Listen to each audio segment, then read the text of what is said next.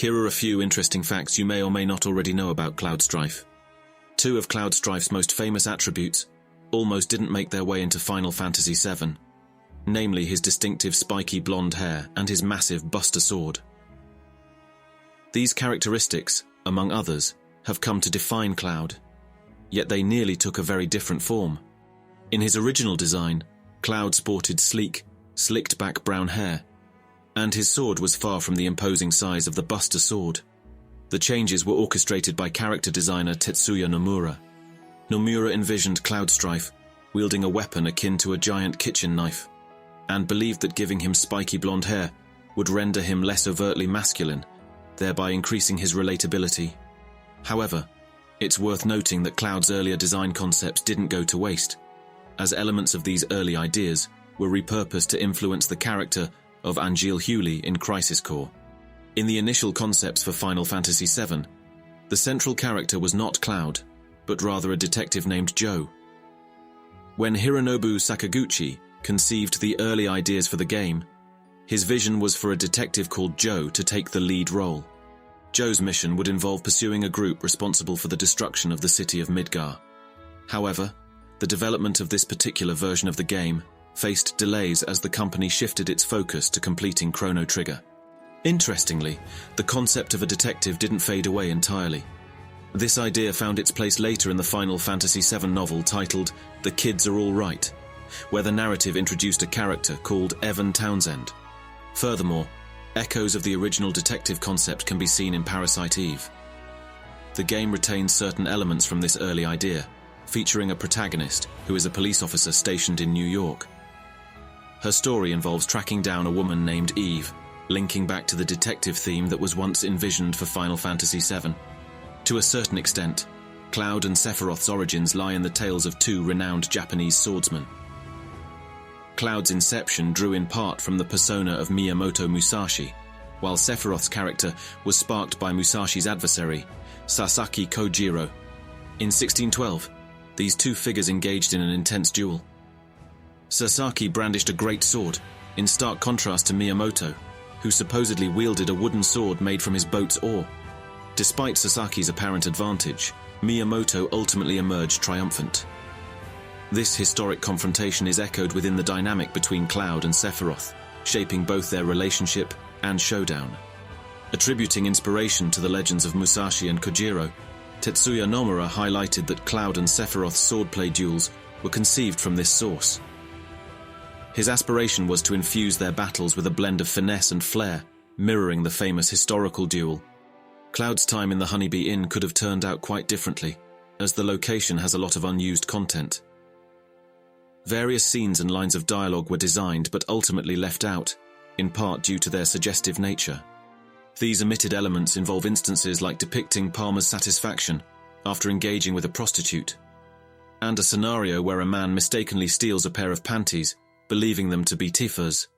Additionally, in the original concept, when Cloud peeps through the keyhole of an occupied room, a message would have appeared to break the fourth wall saying, "We apologize, but the following contains material unsuitable for the general public."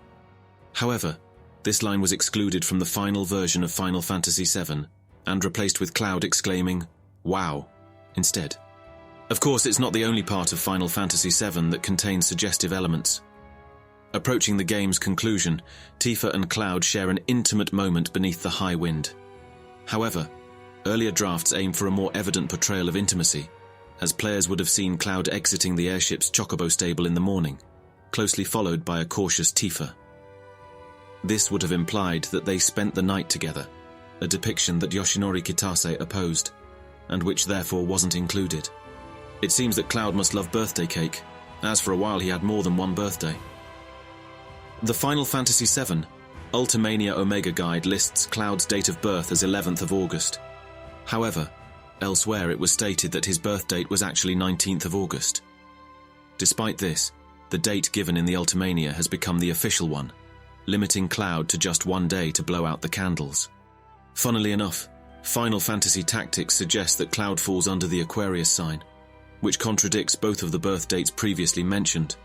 The period of July 22nd to August 22nd aligns with the Leo zodiac sign, whereas Aquarius, in contrast, covers individuals born from January to February 19th, so who knows where that confusion came from. A poignant moment etched into the minds of players is the inevitable demise of Aerith. However, thanks to Final Fantasy VII's famous or infamous debug room, it is possible to meet with her again, albeit fleetingly. To invoke the spectral event, participants must choose the after-death selection in the debug room. This teleports Cloud to the Sector 5 church where Aerith can be seen taking care of the flowers, even after her death. Of course, there is a possibility that this scene is only a glitch, but that hasn't stopped it from spawning years of speculation and theories about how things could have played out differently in the end, and still could do in the remake. A nod to Cloud's cross-dressing is evident in Final Fantasy Tactics. A special instance permits players to enlist him as an optional team member during the game. Through an ancient apparatus activated later in the story, Cloud is conjured into the realm of Ivalice. This occurrence seems to parallel a scene from Final Fantasy VII, where Cloud plunges into the life stream in Mideel. Additionally, while normally only female characters can use the ribbon accessory in Final Fantasy Tactics, if you unlock Cloud, it's also possible to equip him with one, which, according to the lore of Ivalice at least, is the equivalent of him dressing in women's clothing once again. While glimpses of Cloud's interactions with his mother only appear fleetingly in Final Fantasy VII, unused lines of dialogue reveal a narrative fragment that never made it into the final game. This omitted sequence depicted his mother giving him an object referred to only as the homemade potion. The significance of this peculiar item, along with its intended purpose, is likely to remain an unresolved enigma. Maybe the potion might have been the initial explanation for Cloud's unlikely survival following his battle with Sephiroth during their confrontation in the reactor. However, the game's creators chose to forego this explanation, preserving an aura of mystery around the potion's potential role. A striking anomaly emerges during the climactic confrontation with Sephiroth in Final Fantasy VII. During this final battle, Cloud has a more detailed character model that is only used in this battle. His face has more detail, and the studs on his pauldron can be seen. The lingering question is, why did this more detailed character model not grace the entirety of the game, given that the PlayStation had the capacity to render such sophistication? It's yet another question that is likely to remain unanswered. In 2009, the Tokyo Game Show featured a fragrance simply named Cloud Strife, which was reintroduced to the market after a few years. Regrettably, this fragrance remained exclusive to Japan and never reached international markets. So, if your aspiration was to exude the essence of a Mako-infused mercenary with a somewhat unreliable memory, I'm afraid you're out of luck this time.